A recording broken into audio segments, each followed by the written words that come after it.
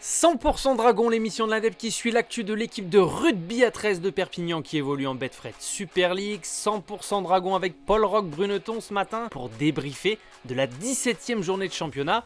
Paul Roch, t'étais à Wakefield samedi, les Dragons, dans une configuration similaire à celle qui leur avait permis de retrouver la victoire, n'ont tenu que quelques minutes avant de prendre totalement l'eau en première mi-temps.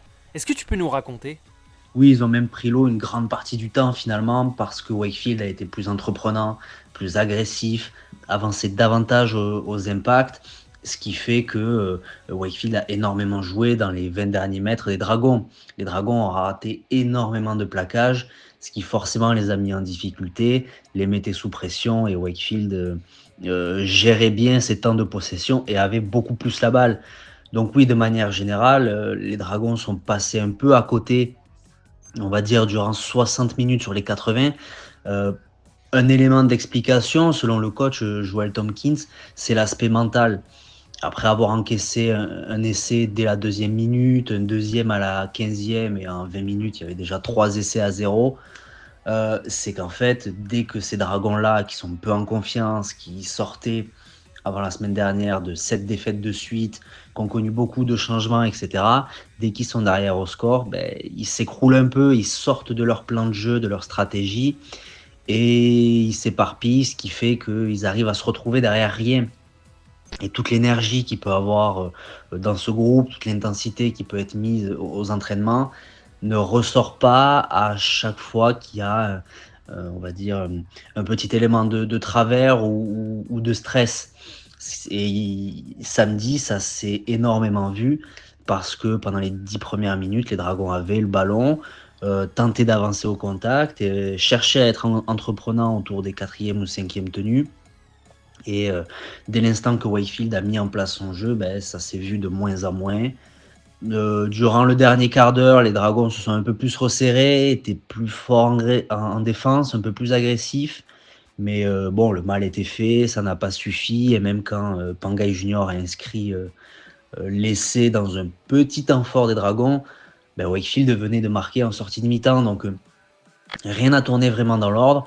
Mais voilà, l'un des éléments d'explication, ça a été cet aspect mental qui fait que tout peut vite s'écrouler dès que les Dragons sont derrière au score. Alors c'était une rencontre importante face à un adversaire direct dans l'optique de la qualification en play-off. Les Drags sont désormais un petit peu décrochés. Combien reste-t-il de matchs et la qualif reste-t-elle encore possible selon toi ? Si l'on se tient au discours des coachs, forcément, mathématiquement, la 6e place est encore possible, donc ils vont tout faire pour aller la chercher. En revanche, là maintenant, il reste 10 matchs. Sur ces 10 matchs, il y en a 6 à l'extérieur. Quand on voit les difficultés des Dragons en Angleterre, oui, c'est de mauvais augure, d'autant que la 6e place est déjà à 6 points. La 5e est à 10 points, donc sans doute trop loin. Donc c'est une mission très très compliquée. Là, contre un adversaire direct, Wakefield, il y avait l'occasion de se remettre un peu dans le droit chemin, d'y croire plus que jamais, de rentrer dans, dans cette bataille avec LFC, Warrington et Wakefield, donc pour la 6e place. Là, ça paraît un peu plus difficile parce que les Dragons n'ont pas beaucoup de repères, comme on disait, n'ont pas beaucoup de confiance, peuvent s'appuyer sur pas grand-chose de très solide. Donc ça ne peut être que des petits one-shots à première vue. Et ils vont aussi enchaîner sur ces 6 déplacements. Je crois qu'il y a les 3 dernières journées, c'est 3 déplacements de suite. Donc le sprint final, ça va être dur. Ils vont enchaîner aussi encore 2 déplacements d'affilée en juillet, en août. Donc oui, ça va être très difficile, sachant qu'il y a des grosses réceptions aussi à Brutus. Il y a LKR qui va arriver dans 2 semaines. Là, il y a encore un match entre concurrents directs face à Warrington ce samedi. Donc oui, c'est possible mathématiquement, mais dans les faits, il y a des équipes qui paraissent beaucoup plus solides et en forme à l'heure actuelle pour conserver cette 6e place, parce qu'il y a sans doute que la 6e place qui est jouable pour les Dragons. Du coup, est-ce que tu peux nous faire un petit point sur le calendrier des Dragons à venir, sur le mois de juillet, le mois d'août ?